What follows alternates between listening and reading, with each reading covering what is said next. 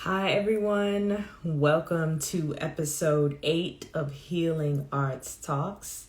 Tonight, I have a very special guest with me. I have Tayo Afolayan, also known as Awful Lion Beats, and he is going to share his work as a producer with us. So I'm going to go ahead and invite him on the chat.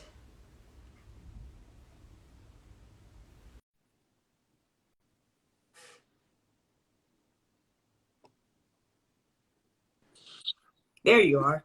Hey, Hey. good evening. Good evening, Good everyone. evening. Yes, Hello. good evening, everyone. Good evening, Maiwa. Good evening, Venetia. Thanks for joining us. Thank you, guys. Yes, yes. How are you, Tayo? Pretty good. I just finished up my semester in college on Friday, so just kind of took this weekend to sleep the whole semester off, and now I'm like, here's where we're at. Don't have any anything academic related till next year, so I'm just like, Woo-hoo. what's next, kind of. But I'm Yes, pretty good. How about you? I'm good. I'm really good. Yes, congratulations. Thank you, Yes, thank you, thank you. yes. So I want to get into your work as a producer tonight because you're a student and you're doing so many different things. So my first question for you is, how did you get started as a producer? So my beginning, like when I first made my first beat, I think it was 2017. Yeah, it's probably 2017, my senior year of high school, when I made my very first beat. Um, I just had a laptop and I used a software called GarageBand. I'm sure many of you guys are familiar with it. Music making software, and I made a couple beats for fun, but it never quite stuck with me at first. And I think the reason was like I was kind of scared to take the jump or take the leap, so to speak. So my first beat I made was in 2017, but I usually say I started producing in 2019 because that's when I really started consistently like putting out music online, and that's when I decided to take the jump. And what really helped me to choose to like actually start taking it serious instead of like being hesitant about doing it was one of my friends from college. His name is Kellis. And when I met him, he was a producer already. And he was one of my first college friends. So like our whole friend group, like we all knew like he was a producer. And I feel like I was like, okay, so like I saw him doing it and he looked like he was having a good time. And I was like, okay, so he was like my first person that I personally knew who actually like was doing that as opposed to like a famous producer or things of that nature. So just seeing him doing it was like it gave me a lot more confidence. And it's kind of funny too because at first I was kind of hesitant to start producing after I met him, and I think I even texted him one day. I was like, "Hey, Kellis, I'm thinking about starting producing, but I don't want you to think I'm like trying to copy you or anything. So that'd be weird." Then a couple minutes later, he FaceTimes me. I pick up. I'm like, "Hello," and he's like, "Tayo, why would you ask me that? Why would you think that I would find that weird? Like, that would even help me?" And I just thought that was like a really funny story because I was like, I don't know, I was just kind of overthinking the whole situation. Like, oh, this is weird that like I'm biting him or something. And he's sitting here looking at me like, why would you even consider that? Like, I would help you. Like, and then he sent me like a lot of drums and like a lot of sounds that I still use today, making my beats. And so he really helped me like get started. And I was over here thinking that he would like try to gatekeep me or something. And that was just irrational thinking on my part. So I think Wow. that's funny. That is funny. And it's amazing too when you're like surrounding yourself with certain people and just like that power of that support because, like just to be able to have a friend who's like, yes, you can do it. And like him showing you that it is possible is really wonderful. Exactly. Definitely big shout out to Kellis because like I feel like that alone could have altered like where I would even be with it today. Like if he had a negative reaction as opposed to that type of reaction, Right. I might have just been like, oh, I don't even want to start. But I think after he helped me get started, after I just stopped being afraid of taking the leap, that's what really helped me get started into making music. Wow. That's amazing. And I see Farron has joined us. Hi, Farron. And Hello, welcome. Welcome. And Benicia says, yes, that's rare. Yeah, it is rare to have a friend like that, or somebody's like, oh, you copied me and da da da da da. But Yeah, to have that support system is really cool. it's So really yeah, amazing. I'm very grateful for that. yes. Shout out to Kellis for that. And speaking of that, like when you got started in producing and got more comfortable with it, like what became like the most exciting thing for you about producing? Most exciting thing, I don't know if this is too general, but I think the most exciting part for me is like, I'll hear songs on the radio, or I'll hear songs like when I'm listening on Spotify or streaming service or anything.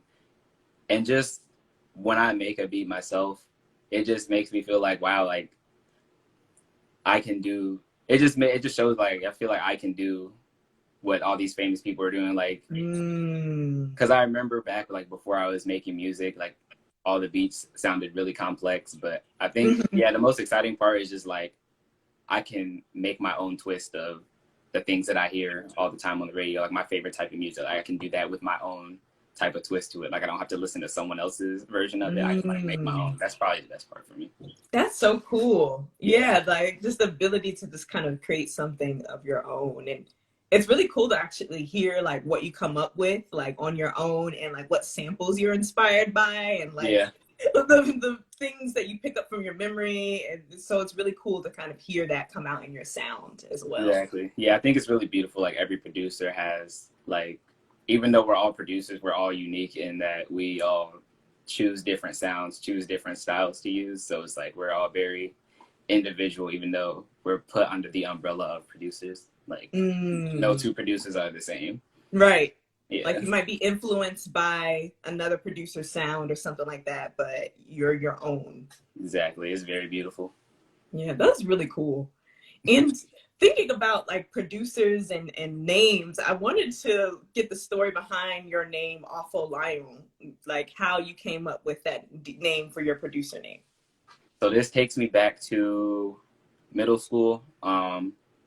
For middle school and most of high school, I was in a predominantly white environment for middle and high school. So this is one time, yeah, I was in middle school. I can't remember if I was in sixth or seventh grade, but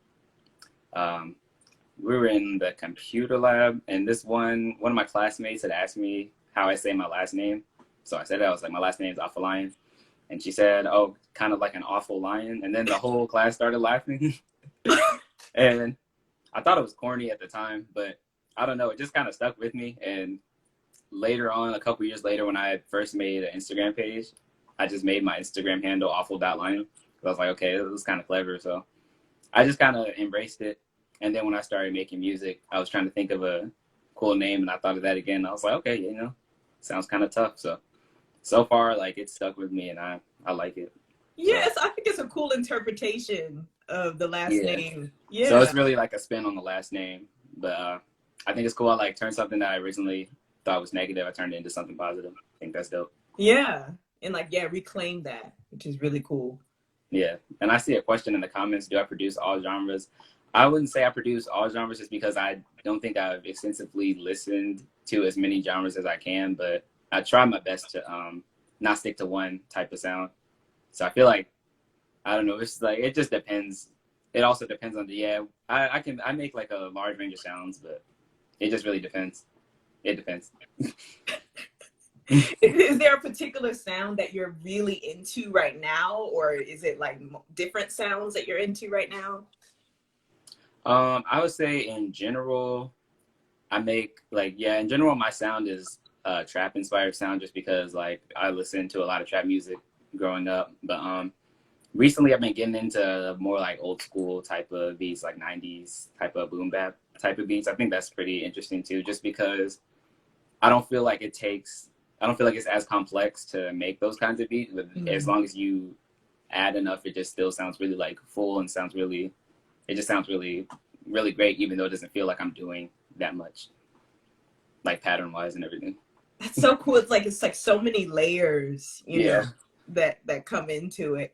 And with that, I kind of want to talk about your show, The Process, and like how you break down making beats and, experimenting with different genres. So can you kind of talk about like your inspiration, like when you're making music, or what your process is like? Is it like you come in with a sound in mind, or does it kind of go with the flow kind of thing?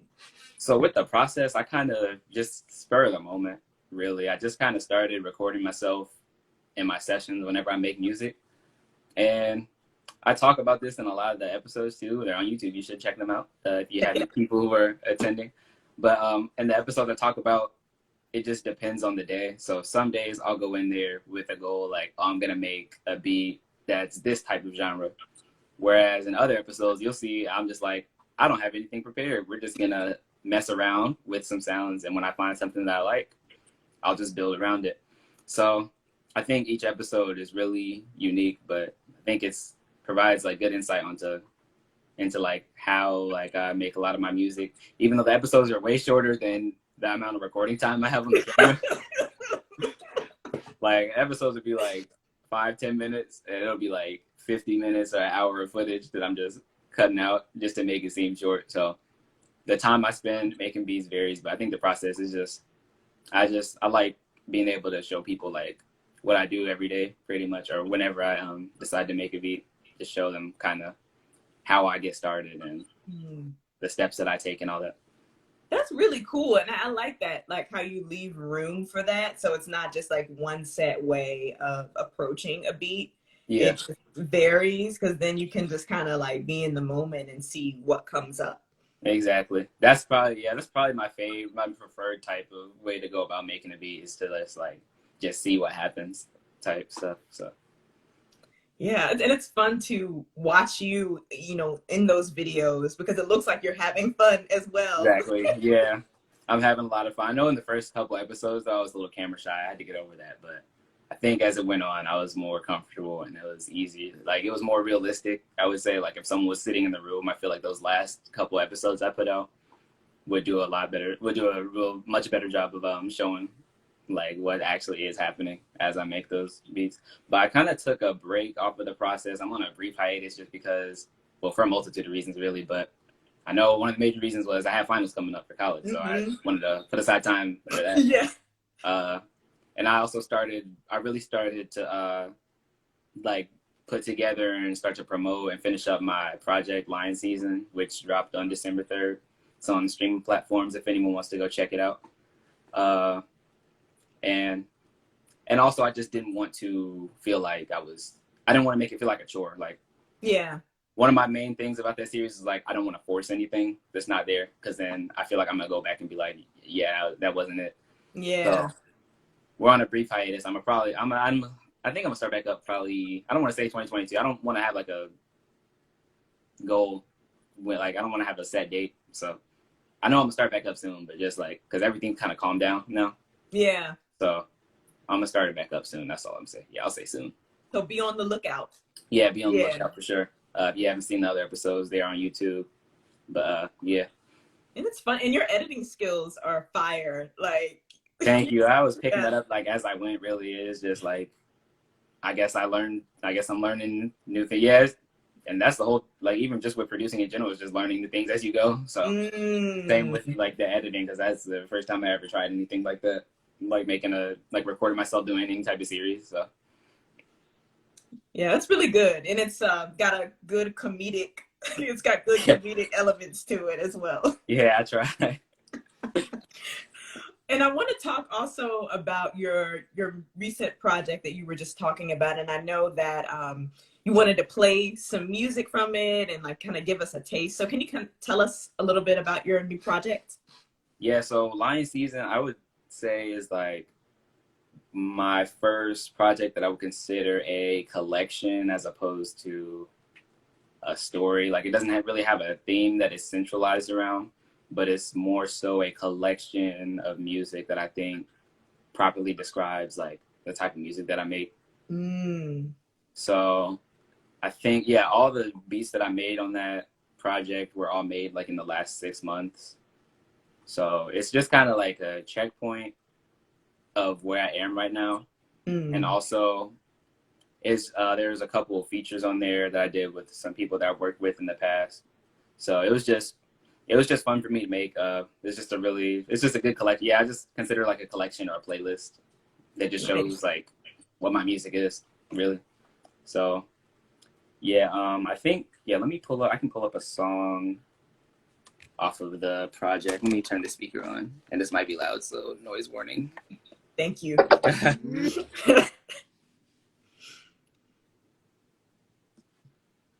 Give me 1 second and pull this up.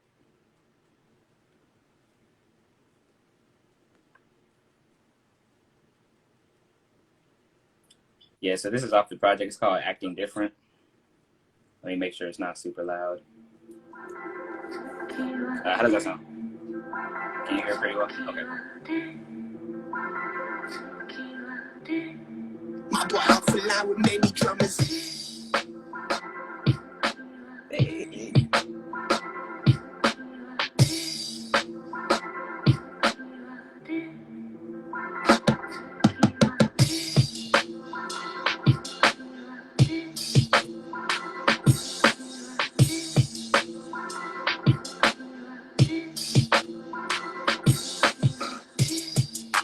Hey. Hey. Yeah.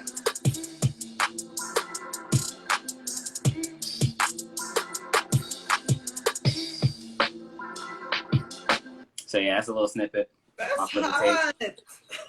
Yeah, it's definitely one of my, I don't want to say favorites because it's kind of like having a favorite child. It's like, I don't want to, like, I like them all. I love them all, but I definitely remember making this and it was pretty fun. Yeah, I can feel like the fun, especially when the beat drops. And yeah. Is that a hi-hat, or what is the name of that instrument? Yeah, the hi-hat when it comes in. Yeah.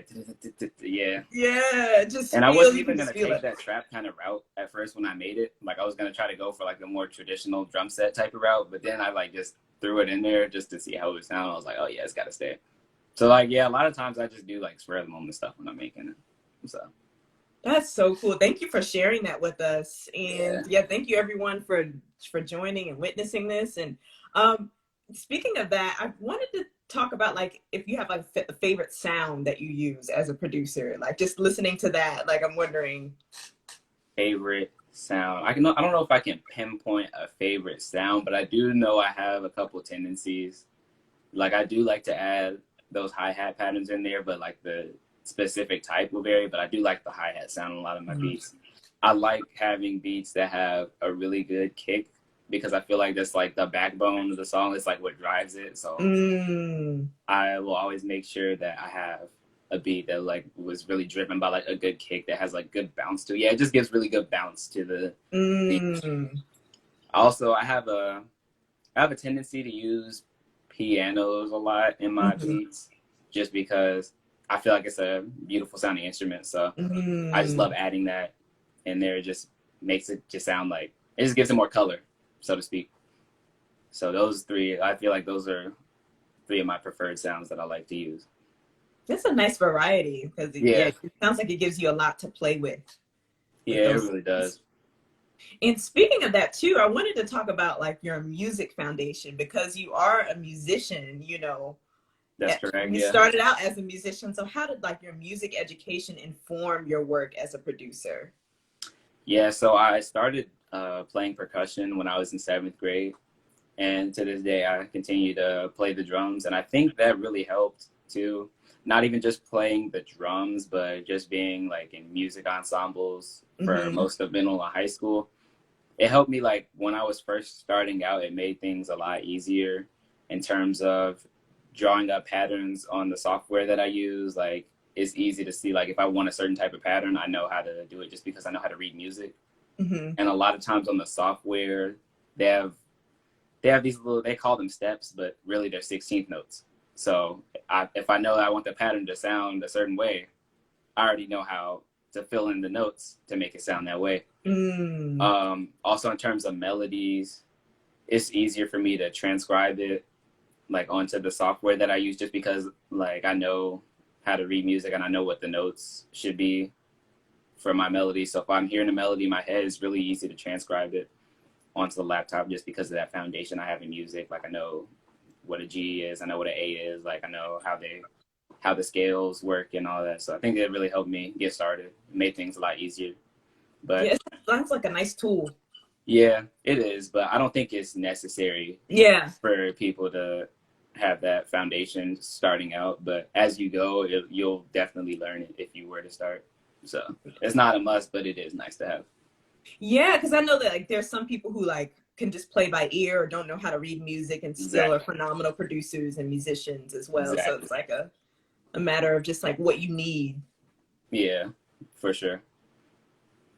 Yeah, that's awesome. Yeah, is there anything else that you want to talk about in terms of your project or like what you want people to kind of take away from that project? From the project, really, just I just wanted them to take away that like once you finish listening, you're like, that's Afolayan, like that's me. Because I feel like I've made projects in the past. Like I made one project that released in 2020.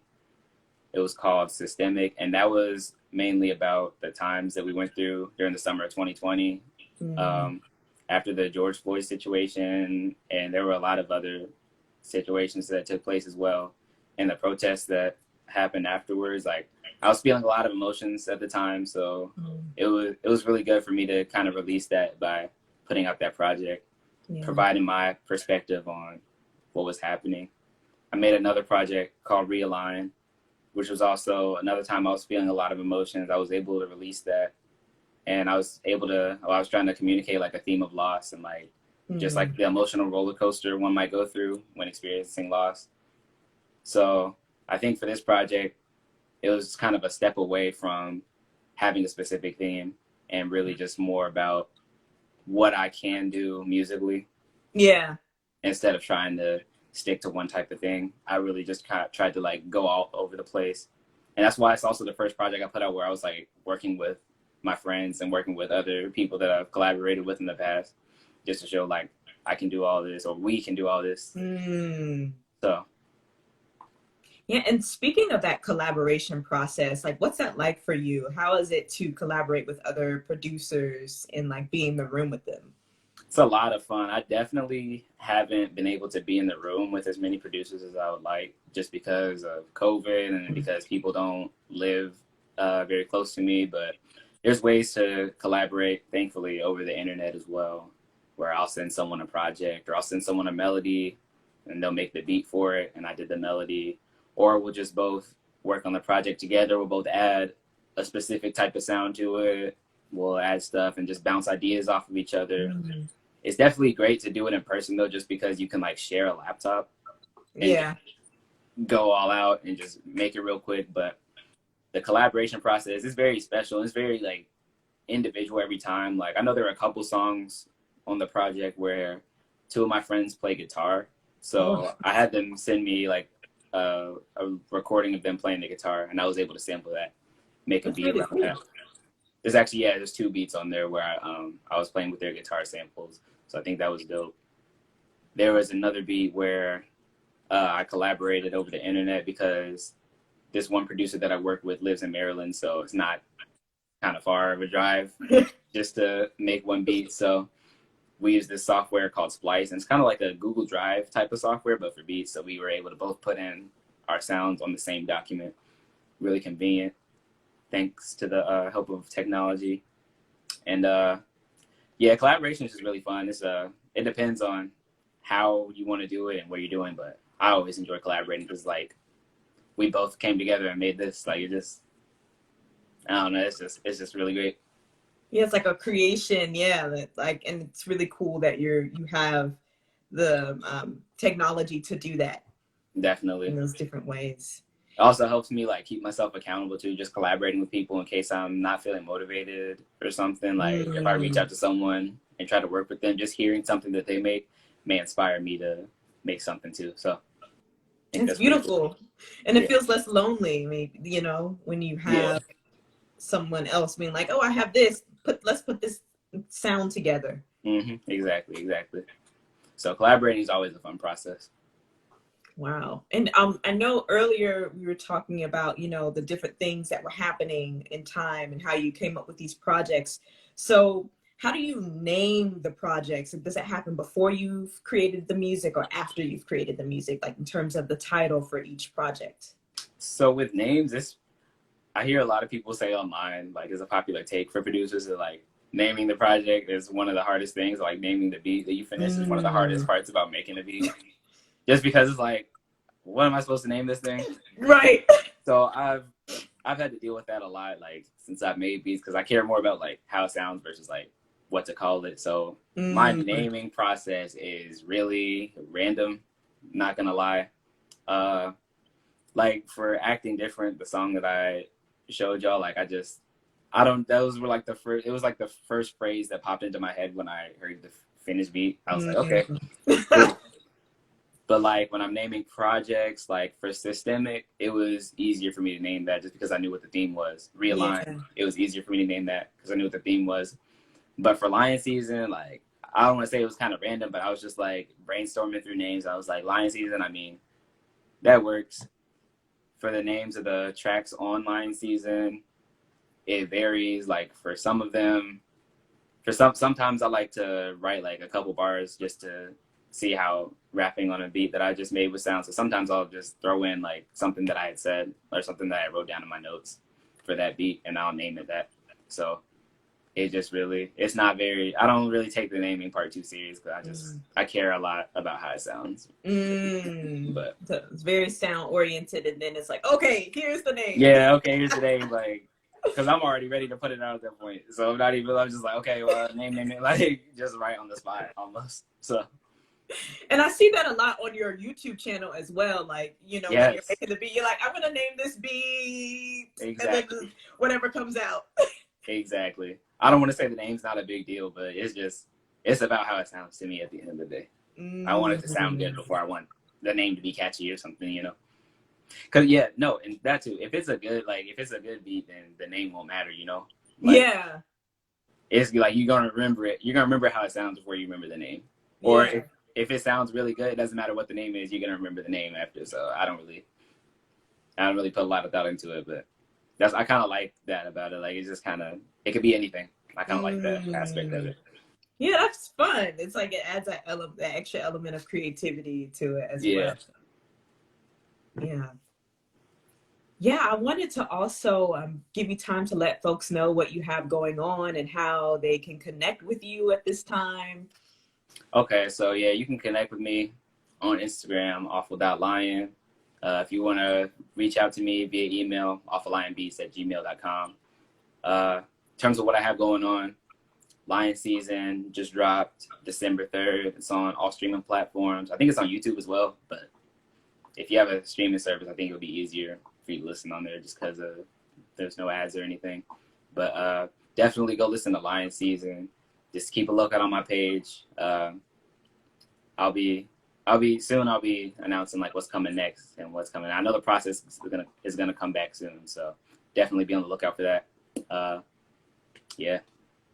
Nice. Yes, thank you so much for joining us tonight and just sharing your beautiful work with us and just continuing to persevere and create.